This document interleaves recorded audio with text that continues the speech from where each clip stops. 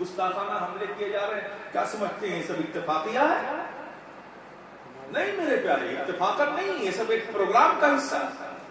چونکہ وہ جانتے ہیں کہ یہ قوم نبی کی سیرت میں اپنی زندگی کی پریشانیوں کا حل ڈھونڈنا اس نے چھوڑ دیا.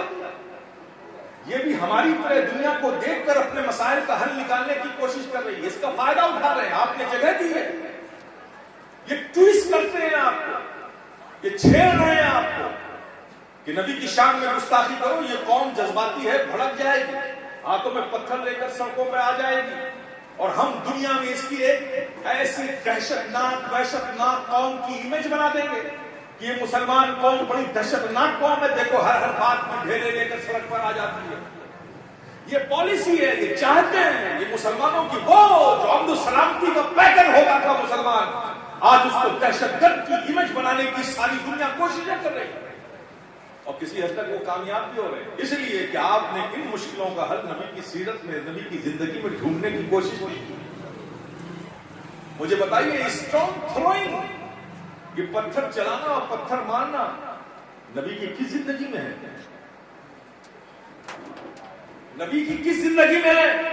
بلکہ تاریخ کی روایتیں گواہ ہیں کہ نبی طائف کے علاقوں میں ہیں، نبی طائف کی شاہراہوں میں جا رہے ہیں.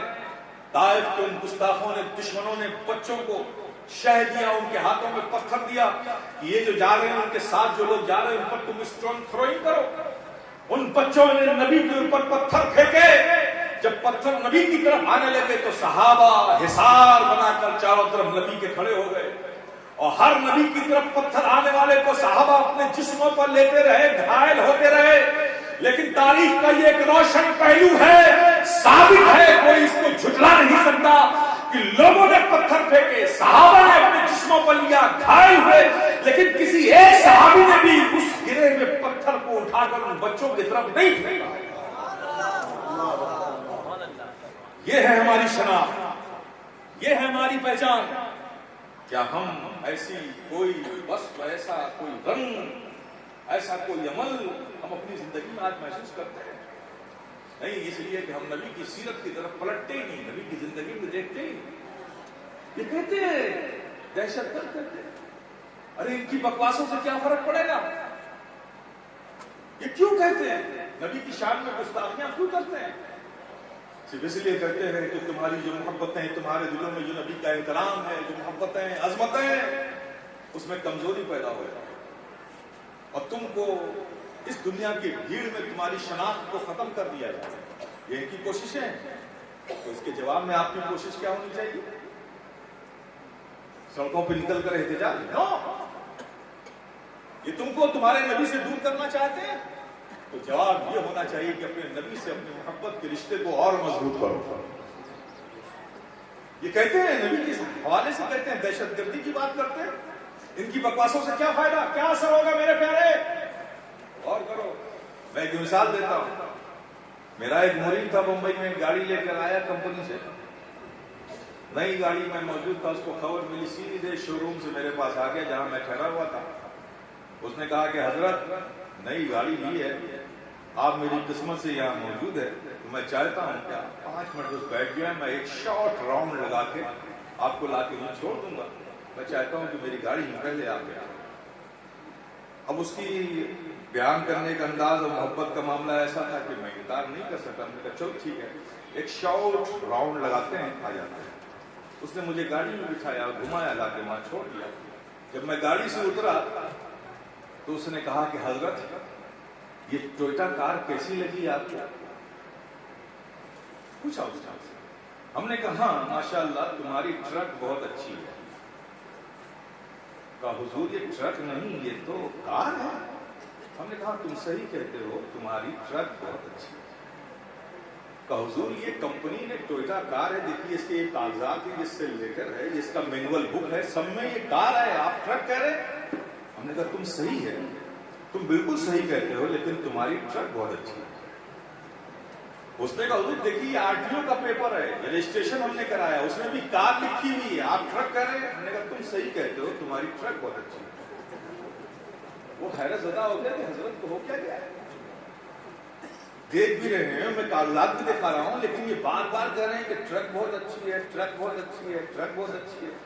اب ظاہر ہے کہ مرید تھا، عقیدت مند تھا، کچھ بولا تو نہیں، لیکن میں سمجھتا ہوں اس نے سوچا ضرور ہوگا کہ لگتا ہے کہ حضرت کے دن اچھے نہیں چل رہے ہیں۔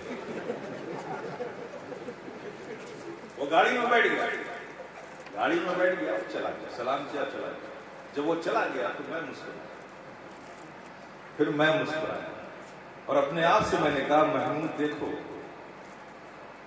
ایک انسان نے ایک گاڑی بنائی، اس کا نام کار رکھ دیا، میں کہتا رہا کہ یہ ٹرک ہے، لیکن وہ ماننے کو تیار نہیں آیا، وہ اسے کار ہی کہتا رہا۔ یہ دنیا میرے نبی کو دہشت گرد کر رہی ہے۔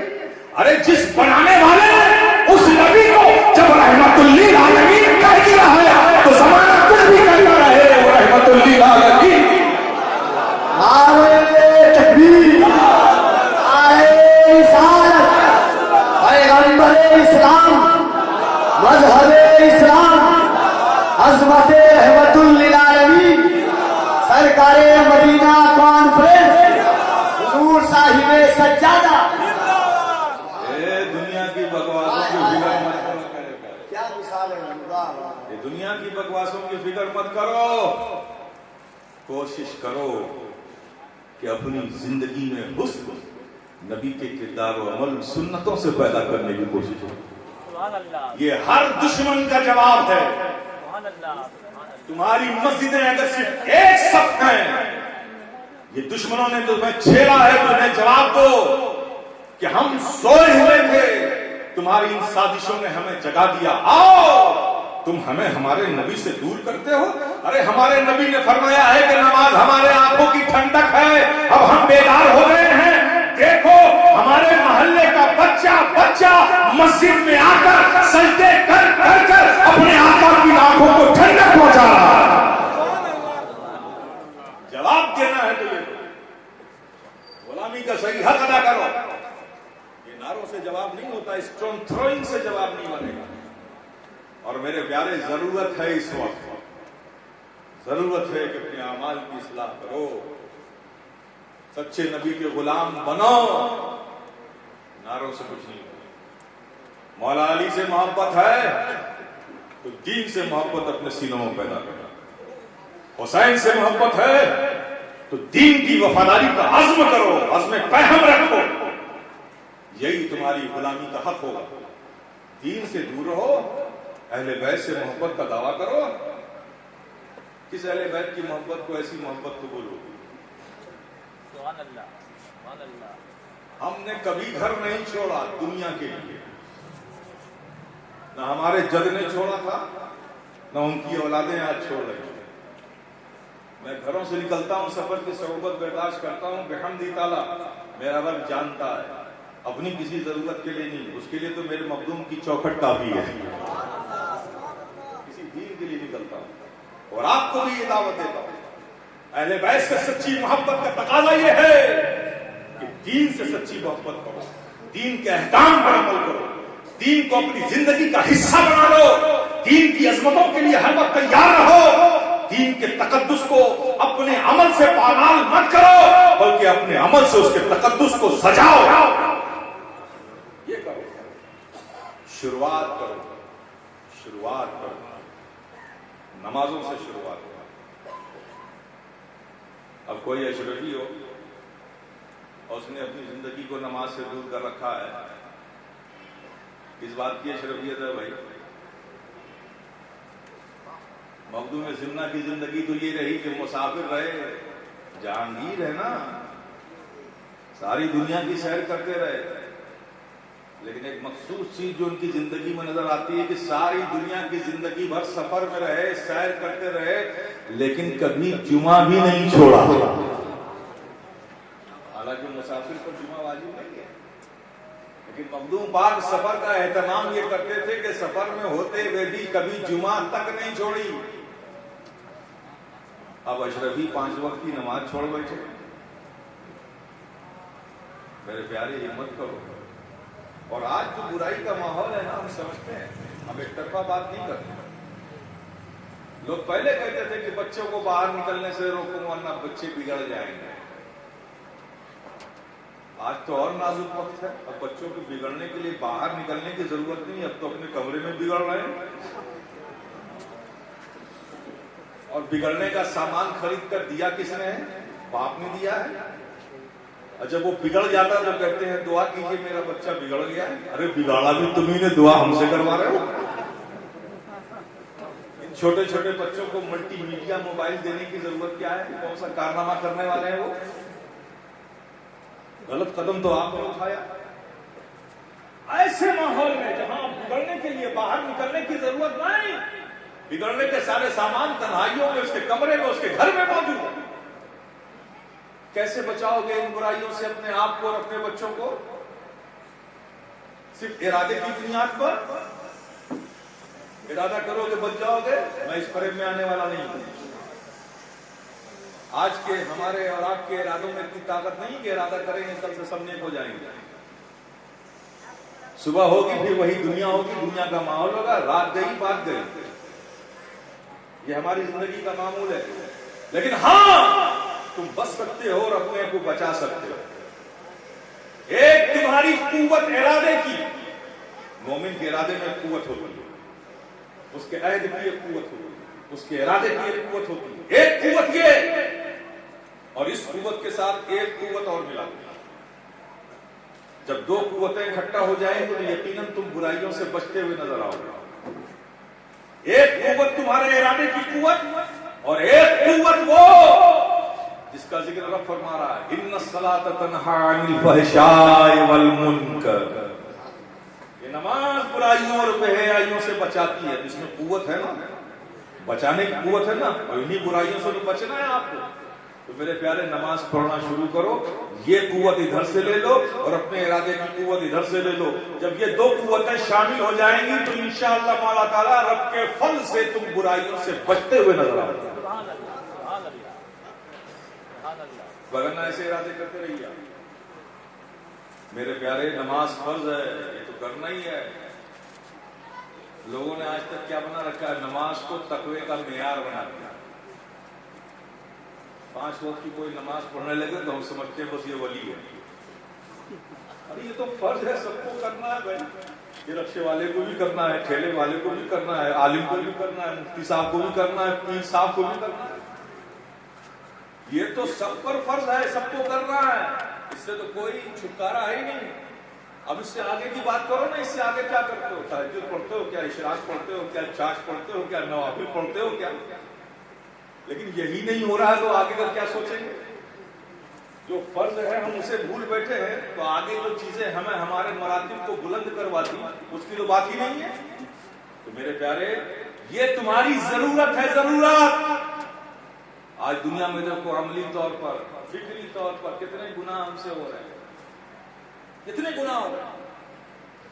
آپ یقین جانیے اتنا ہم ثواب کا کام نہیں کرتے جتنا روز گناہ کا کام کرتے ہیں. تو جب گناہ زیادہ ہو رہا ہے, ثواب کم ہو رہا ہے, تو بیلنس میں ثواب زیادہ ہوگا کہ گناہ. اور آپ کو بتا دیں, یہ گناہوں کا جو بوجھ ہوتا ہے نا, یہ دماغ پر نہیں ہوتا, یہ دل پر ہوتا ہے.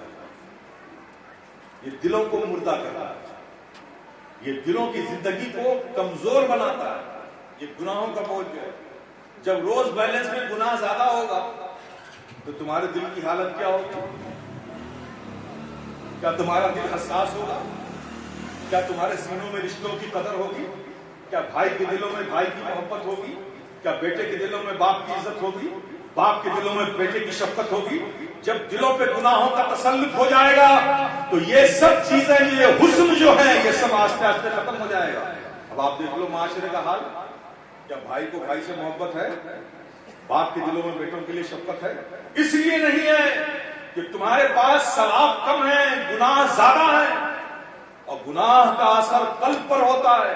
اور یہ تمام محبتیں, مروتیں, وفاداریاں, ایک دوسرے کی رعایت, عفو و درگزر, ایک دوسرے کا خیال, یہ سب چیزوں کا تعلق دماغ سے نہیں قلب سے ہے. جب یہ کمزور پڑ جائے گا تو ظاہر ہے کہ مروتیں ختم ہو جائیں گی, محبتیں ختم ہو جائیں گی. آپ اپنے سماج کا جائزہ لیجئے, کس درجہ محبت ہے؟ محبت کی کمی ہے کہ نہیں؟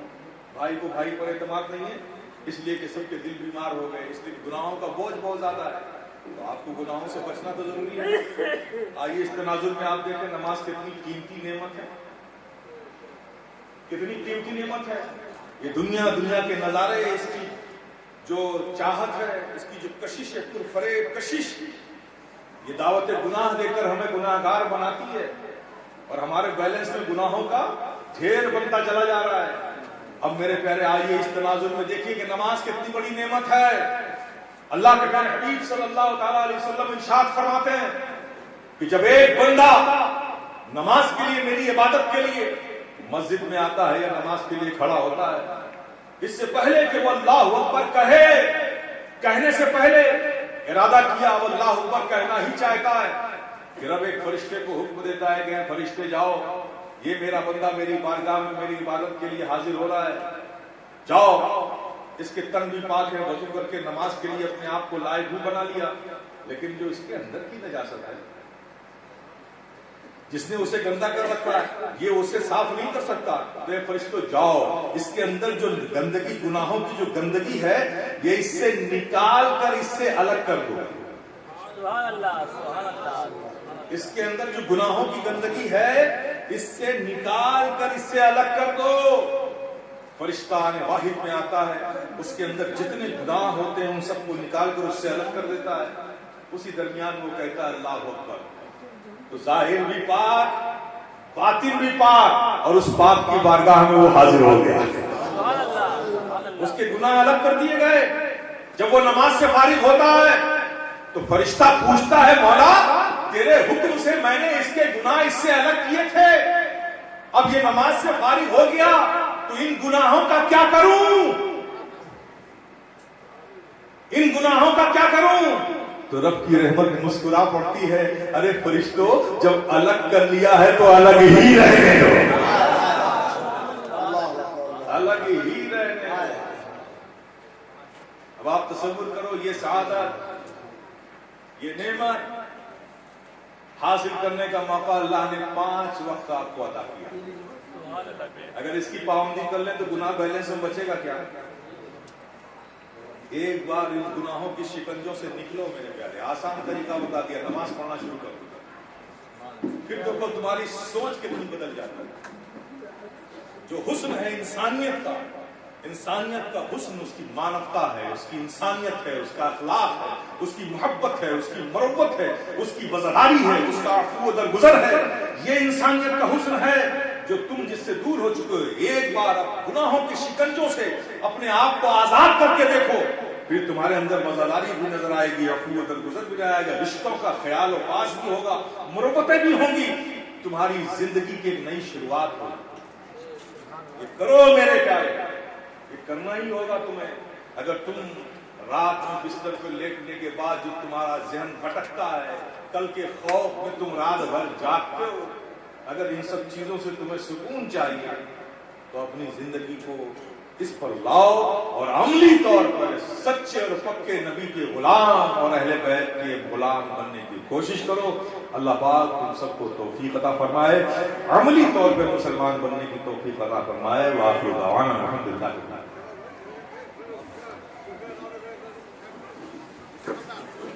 Hey!